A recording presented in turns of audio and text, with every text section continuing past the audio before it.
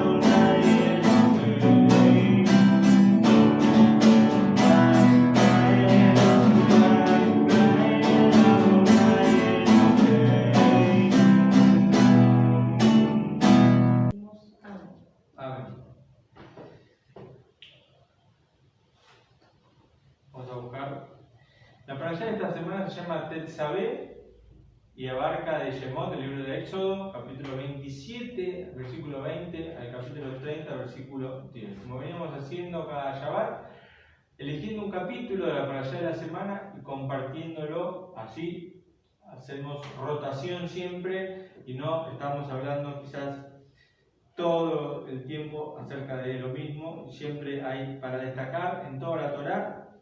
Por más que la leyamos una y otra vez, ¿no? Hay cosas para sacarle jugo todas las veces que la podamos leer. Esta para allá, vamos a leer el comienzo que dice 27, versículo 20 y 21, y un resumen acerca del capítulo 28. Dice así: Tú ordenarás a los hijos de Israel para que traigan a ti aceite de oliva puro, machacado para iluminación a fin de encender las candelas continuamente. En la tienda de reunión fuera del velo que está enfrente del testimonio las encenderá Aarón y sus hijos desde la noche para que dure hasta la mañana, delante del Señor, ley eterna para sus generaciones de parte de los hijos de Israel.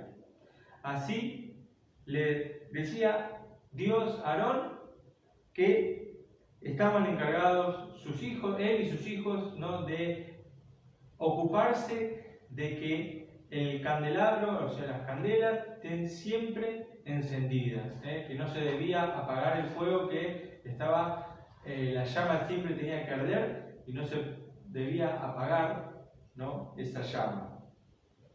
Y esta era la posición que Dios le daba a los sacerdotes. Recordemos que Dios elige a un pueblo, que es el pueblo de Israel, para que sean sacerdotes para las naciones, que sean distintas al resto de las naciones del mundo, ¿no? Y que ellos pudieran ser ejemplo para esas naciones de cómo Dios quería que nos conduciéramos en la vida. Y dentro del pueblo de Israel, que era una nación para ser sacerdote y distinto, apartada para él, ¿no?, apartar a una tribu de las 12 que había elegido el Señor, que en realidad no era una tribu, sino estaba totalmente separada, que era la descendencia de Leví, el hijo de Jacob, ¿no? Y estos iban a ser los encargados de administrar todas las cosas para Dios. Pero no solo el pedimiento del Señor era llevar la carga de los pecados del pueblo, sino que tenían un montón de órdenes, y esto nos habla, y siempre digo lo mismo, de la ordenanza de Dios y de que Dios es un Dios, además de ser justo, sino que es un Dios también ordenado, que tenía todo una forma de ser, una forma de estar establecido en el tabernáculo, en el Mizcam, las cosas como tenían que ser y ordenadamente. Esto habla de que Dios es un Dios de orden y que le dio ese privilegio a los sacerdotes, y ellos eran conocidos también como levitas, ¿no? De la descendencia de Aarón eran los principales, porque de Aarón, después de que viniera el hijo mayor, iba a ser el sumo sacerdote, y así, ¿no? De la tribu de Leví eran elegidos. Después cada hijo de Aarón iba a tener una casa aparte y iban a estar encargados de las cosas del templo, y esas personas vivían para Dios, ¿no? Directamente estaban al servicio del Señor casi las 24 horas, ¿no? Y por eso Dios le demandaba al pueblo que diezmara y trajeran los diezmos al alfolí, o en este caso al tabernáculo, al Mizcán, para que ellos pudieran suscitar también su existencia, porque no trabajaban, sino que estaban dedicados a las cosas del Señor. El pueblo necesitaba de hombres que sirvieran a Dios, que los instruyeran en las leyes del Señor, que estuvieran a cargo en ese momento y en ese tiempo de los sacrificios de animales y de las cosas correctamente, ¿no? Y en esta para allá, de esta semana que nos toca, está referida a los sacerdotes. Vamos a encontrar en la Torá muchas referencias y mandamientos que son para los sacerdotes, que quizás uno puede decir, bueno, a mí no me corresponde porque no soy sacerdote, pero aprendemos siempre de la palabra del Señor cosas nuevas, ¿no?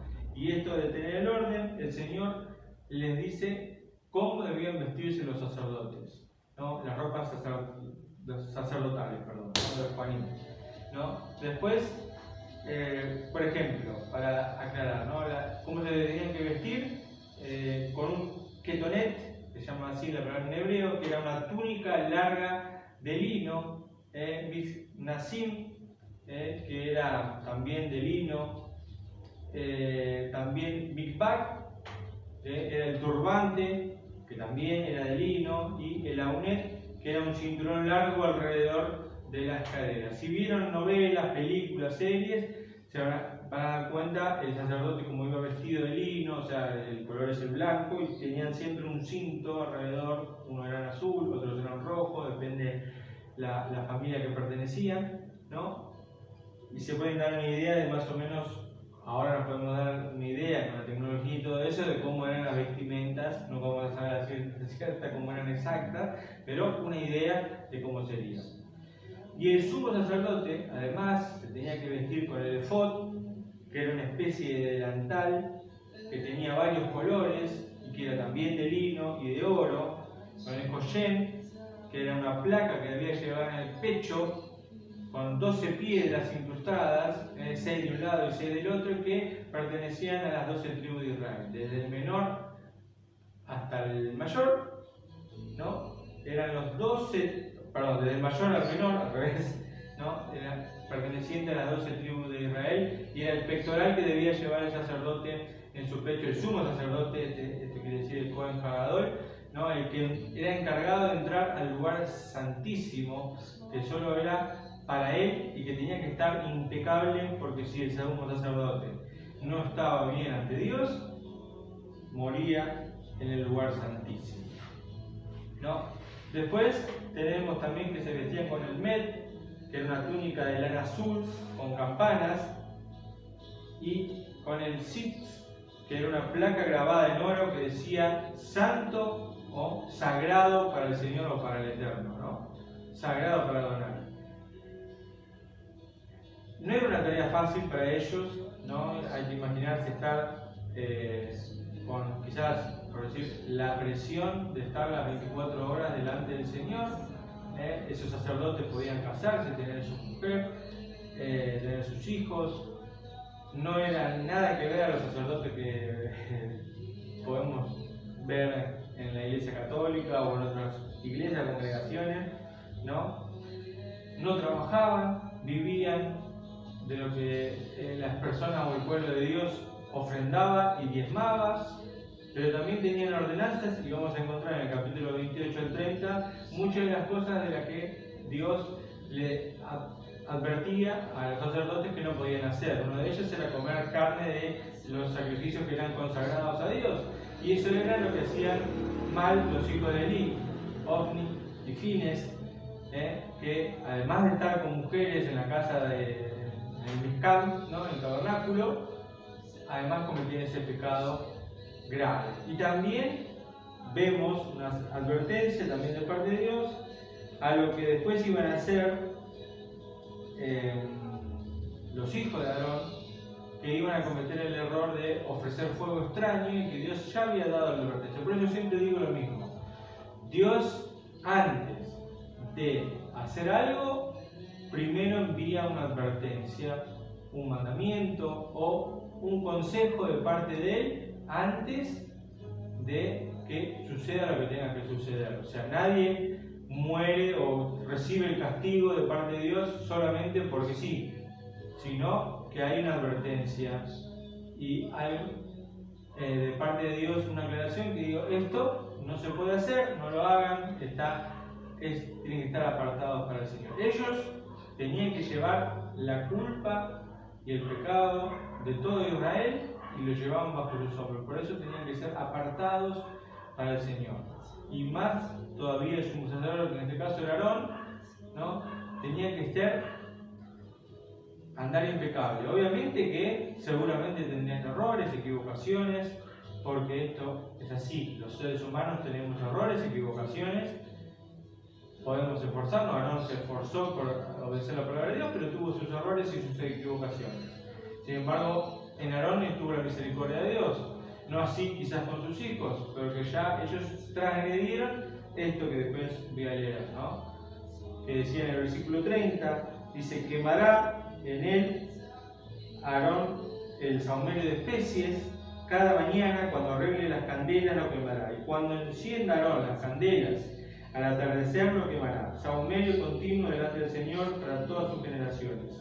No subirán sobre el altar sahumerio extraño, u holocausto, o oración, libación, no librarán sobre él. Expiarán sobre sus esquinas una vez al año, con la sangre de la ofrenda del pecado para expiación, y una vez al año expiará sobre él por sus generaciones, y será sagrado de sagrados en él delante del Señor. Entonces ahí vemos ya que el Señor advirtió que en el altar no se debía ofrecer fuego extraño, que era el error que después van a cometer los hijos de Aarón, ¿no? Entonces aquí entendemos que Dios elige dentro del pueblo de Israel sacerdotes y levitas para administrar el pueblo y para llevar a los caminos de Dios. Cuando los sacerdotes o levitas se apartaban del camino del Señor, recibían quizás a través de sus errores el castigo en realidad merecido, porque estaban desobedeciendo las reglas y los mandamientos de Dios, y vemos que Dios es un Dios justo, pero también es un Dios de misericordia.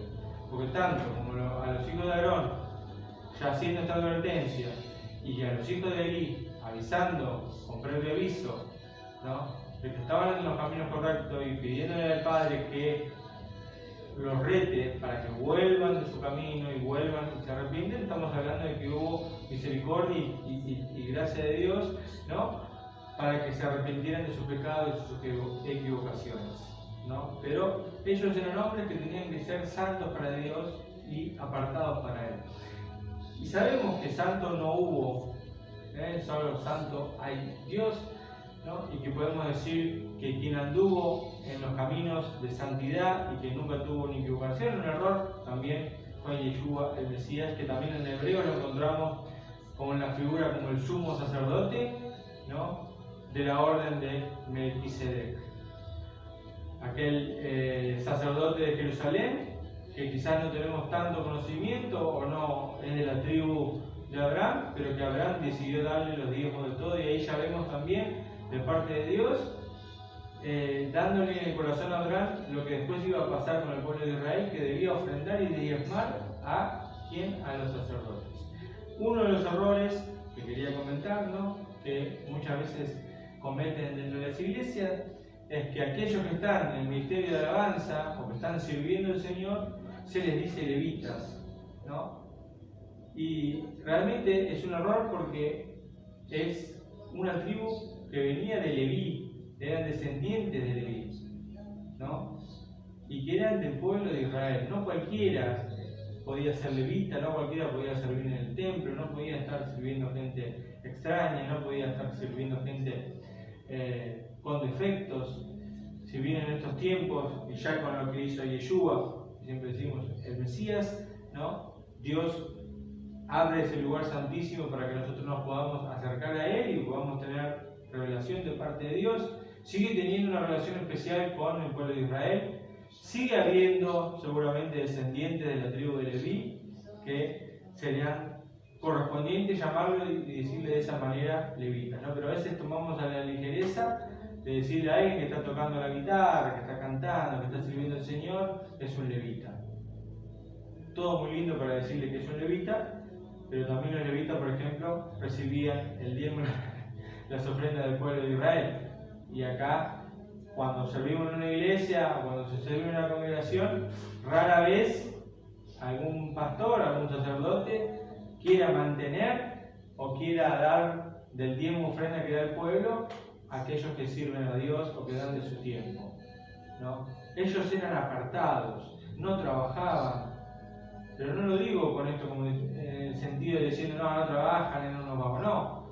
Ellos tenían que dedicar su vida, sus 24 horas para el Señor, estar en el lugar santísimo, ocuparse de los sacrificios que había diariamente, anualmente, cada una de las fiestas, ser luz para el pueblo, estar apartado totalmente de las cosas que estaban mal, intentar ser perfecto, porque no podían ser perfectos, porque, como lo repito, solamente Adonai es santo y solamente Adonai es perfecto, pero intentar ser lo mejor posible para llegar a la presencia de Dios y poder ser aceptados. Entonces, si nosotros comprendemos todo ese valor, ¿no?, todo ese sacrificio que tenían que hacer esos hombres para estar aptos delante de Dios, y que ahora podemos ir delante de la presencia del Señor y tener su misericordia, su gracia, su amor, su perdón, entonces tenemos que valorar en estos tiempos lo que podemos hacer, pero no dejar tampoco llevar por la tontería de creernos que ahora somos el reemplazo del pueblo de Israel, somos levitas cuando servimos al Señor, porque no es así. El levita es el que era de la tribu de Leví y que ha sido apartado de parte de Dios. Y si alguno me pregunta más, te puedo decir en la Nueva Vida, de los 144.000 sellados, dice que son todos de las 12 tribus de ¿dónde? De Israel, ¿no? Que Dios apartó esos sellados de las tribus ¿de quién? De Israel, ¿no? Que son elegidos de parte de Dios de Israel. Nosotros podemos sentirnos contentos, alegres por ser parte del pueblo de Israel, y como he hablado muchas veces, ¿no?, nosotros nos unimos al pueblo de Israel, que son los bendecidos por Dios, y podemos sentirnos parte de su pueblo. Somos ramas injertadas, pero que seamos ramas injertadas no quiere decir que yo tenga que decir que yo soy judío o israelita, porque no tengo esa descendencia. Y no tengo que tener ningún problema en decirlo. A veces veo en las redes, en las publicaciones, ¿no?, personas que se atribuyen ser algo que no son. Y en el libro de Apocalipsis también hay una advertencia que dice: tengan cuidado de aquellos que dicen ser judíos y no lo son. Entonces, uno tiene que tener la conciencia limpia, tranquila, delante de Adonai, delante del Señor, de que uno está tratando de hacer lo mejor posible y tener conciencia de que Él es el pueblo elegido de parte de Dios y que podemos sentirnos parte del pueblo de Israel. ¿Cómo nos podemos llamar? ¿Cómo nos podemos denominar? No tengo ni idea. Somos gentiles que creemos en el Dios de Israel. Que nuestra fuerza, nuestra esperanza, nuestra confianza está en el Dios de Israel. Que el centro de nuestra vida tiene que ser el Dios de Israel. Que viene a salvar a quién, a su pueblo. ¿Quién es el pueblo? Israel. ¿Quiénes son sus escogidos? El pueblo de Israel. Hayan aceptado o no hayan aceptado el mensaje de Yeshua como Mesías. Hayan o hecho las cosas bien o las cosas mal, el pueblo bendito, el pueblo que el Señor apartó, es el pueblo de Israel. Aquellos que Él escogió para que sirvieran en Mizcán y después en la casa, en el templo de Jerusalén, eran de la tribu de Leví, sacerdotes apartados para Él, ¿no? Cuando Dios habla de la eternidad, ¿no?, y de la nueva vida, ¿no?, y hace mención a los sacerdotes que van a estar sirviendo y todo eso, hacen referencia al pueblo de Israel, ¿no? Siempre las referencias son hacia el pueblo de Israel. A veces confundimos las cosas, queremos cambiar las cosas, y está bueno sentir las bendiciones de Dios, pero no es correcto reemplazar las cosas, el orden de las cosas, ¿no? Y no nos tenemos que por qué sentir menos porque Dios haya escogido al pueblo de Israel o ame al pueblo de Israel más que a otro de sus hijos. Tenemos que sentir que gracias que Dios nos ama y que tenemos un lugarcito, aunque sea el más pequeño, estamos con Dios y que tenemos al Dios de Israel de nuestro lado. Y por eso debemos estar contentos, que podemos acercarnos y conocer a Yeshua, el Mesías, como corresponde a través de las Escrituras, de la correcta interpretación de las Escrituras y de las correctas enseñanzas que dio Yeshua, más allá de lo que nos pueden enseñar los hombres a través de las iglesias, instituciones, doctrinas, instituto bíblico o lo que fuera, sino comprender el mensaje real de salvación de parte de Adonai, de parte de Dios, que no quiere que se pierdan, sino que sean salvos. Y que Él es el Salvador y es Él el que envió a su Hijo amado para que todos que puedan creer en Él tengamos vida eterna. Pero es Dios, Adonai, el Padre, el principal de nuestra vida. Aquel que Yeshua decía: voy a mi Padre, voy a Dios, su Dios y mi Dios. El Dios de Yeshua, el Dios de Pablo, el Dios de Pedro. Ellos eran israelitas, judíos, que siguieron practicando su judaísmo, ¿no?, y que no fueron en contra de las cosas de Dios en el sentido del pueblo de Israel. No fueron contra el pueblo de Israel. Eso fue algo que vino mucho después. La iglesia hizo la separación de los días. No es el Shabbat, es el domingo. Congreguemos el domingo para no parecernos a los judíos, para apartarnos de él. Celebremos la Pascua en una fecha inexistente. ¿Para qué? Para separarnos del pueblo de Dios. Para que no seamos iguales a los de Israel ni a los judíos, ¿no? Porque ellos rechazaron a Jesús y por eso mismo, por ende, eso mismo nos lleva al rechazo a Dios, ¿no?, que es totalmente una aberración. Separar al Dios de Israel de esas cuestiones y perseguir al pueblo de Dios, ¿no?, y convertir lo que fue el cristianismo durante años, que persiguió a miles y miles, ¿no?, de almas y corazones hebreos, judíos o israelitas, con la premisa de decir que lo hacían en nombre de Dios o de Jesús, pensando que le hacían un favor a Dios, también como dice el versículo, ¿no? Hay muchos que pensando que le hacen un trabajo a Dios van a cometer un montón de aberraciones. Y así fue. Pero ahora en estos tiempos el Señor se está acercando sopla su viento, ¿no? Y es importante mantener la llama encendida de nuestra vida constantemente, ir al Dios de Israel, pedir que se manifieste, y si tenemos alguna duda, alguna cuestión, que vayamos a su palabra, que la escudriñemos, estudiemos y que después vayamos a los libros de enseñanza, a los pastores, predicadores, rabinos, sacerdotes, maestros o lo que fuera. Lo importante es seguir las palabras del Señor, porque si no, podemos ir por la vida haciendo lo que queramos y a lo mejor pensamos que estamos en el camino correcto, pero en realidad estamos cometiendo simultáneamente errores y equivocaciones. Bueno, me están golpeando la puerta, no sé quién es, pero yo sigo. Muchas gracias por acompañarnos, que tengan un Shabbat bendecido, que sea de bendición para ustedes. Nos reencontramos el próximo viernes a las 19:30 horas. Shabbat Shalom.